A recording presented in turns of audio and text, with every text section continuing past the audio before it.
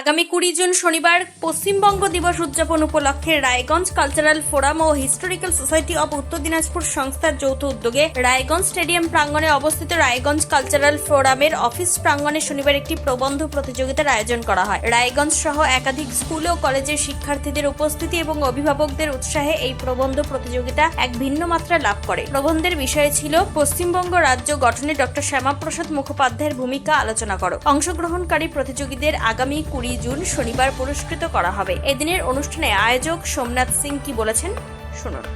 জানেন যে আগামী 20 জুন পশ্চিমবঙ্গ দিবস রয়েছে এবং এই দিনটিকে আমরা সকলেই যথাযথ মর্যাদার সাথে উদযাপন করব।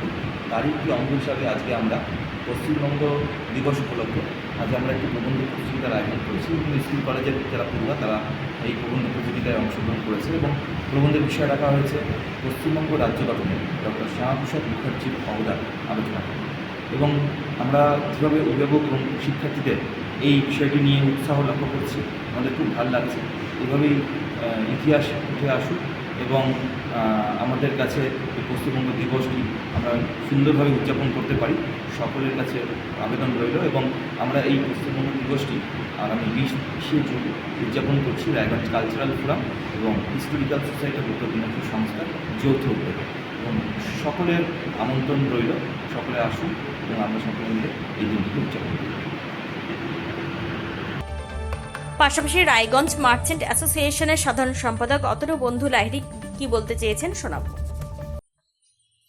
এবং কৃতজ্ঞতা জানাই, শুভেচ্ছা জানাই, ভালোবাসা জানাই যে সকল আমার প্রিয় ছাত্রছাত্রী, পুত্রসম, কন্যাসম যারা এই সংস্থাটা ডাকে সাড়া দিয়ে তাদের নিজের প্রতিভাকে বিকশিত করবার জন্য আজকে রোদ বৃষ্টি ঝড় যাতা মানে একেবারে এত তীব্র দাবদাহ সব উপেক্ষা করে তারা উপস্থিত হয় এই সংস্থাকে যে গুরুত্ব আজকে বিদ্যার্থী বছর 5 ধরে যে অবস্থান সৃষ্টি করেছে ওরা শিক্ষা জগতে যে আমাদের জেলার শিক্ষার মানচিত্রে historical society of Uttar Dinajpur সেটা কিন্তু তোমাদের মতন প্রিয় ছাত্রছাত্রী দর্শক একদম সম্মানীয় অভিভাবকবৃন্দের আন্তরিক ভালোবাসার জন্যই কিন্তু আজকে এই অর্গানাইজেশনটা এতটা কাজে লাগতে পারছে।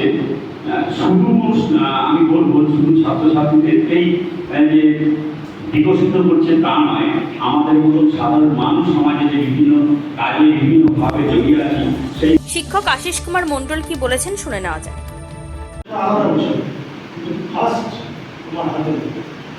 তারপর তোমার সেটার প্রেজেন্টেশন এই দুটোকে মাথায় রেখে এবং নিজের মনকে কেন্দ্রীভূত করে যদি পরীক্ষা দিতে পারো তবে যে কোনো পরীক্ষা সেটা মাধ্যমিক হোক, উচ্চ মাধ্যমিক হোক বা ভবিষ্যতের জন্য যে কোনো কম্পিটিটিভ এক্সাম হয় সেই পরীক্ষাতে তোমরা সফল হবে।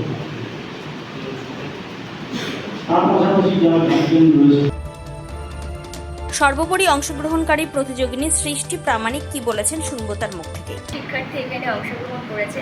আমি আগেও হিস্টোরিক্যাল সোসাইটির পক্ষ থেকে অনেক অংশগ্রহণ করেছি বিভিন্ন জায়গায়, তাদের কাজগুলো ভীষণ ভালো লাগে আমার এবং আমারও ইতিহাস বিষয়টা আছে সাবজেক্টে, তাই আমার আরও বেশি ইন্টারেস্ট ছিল।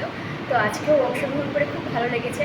আগামী 20 জুন আমাদের পশ্চিমবঙ্গ দিবস, তাই সেদিনকা এখানে আরও একটা বড় অনুষ্ঠান আছে এবং সেদিনকে আমি আসতে পেরে খুশি হব। আর এই যে তোমাদের প্রবন্ধের কি বিষয় রাখা হয়েছে? আমাদের প্রবন্ধের বিষয় ছিল পশ্চিমবঙ্গ রাজ্য গঠনে ডক্টর শ্যামাপ্রসাদ মুখোপাধ্যায়ের ভূমিকা। এই প্রবন্ধ প্রতিযোগিতায় অংশগ্রহণ করে তোমার কেমন লাগছে? আমার ভীষণ ভালো লেগেছে। আমি নিজের যথাসাধ্যতে চেষ্টা করেছি, যতটুকু আমার জ্ঞান ছিল সমস্তটা খাতার মধ্যে লেখা। এবার দেখা যাক কী হয়। অনেক অভিনন্দন। তবে এই জাতীয় শিক্ষামূলক উদ্যোগকে জেলার আপামর শিক্ষামহল বিশেষভাবে সাধুবাদ জানিয়েছে।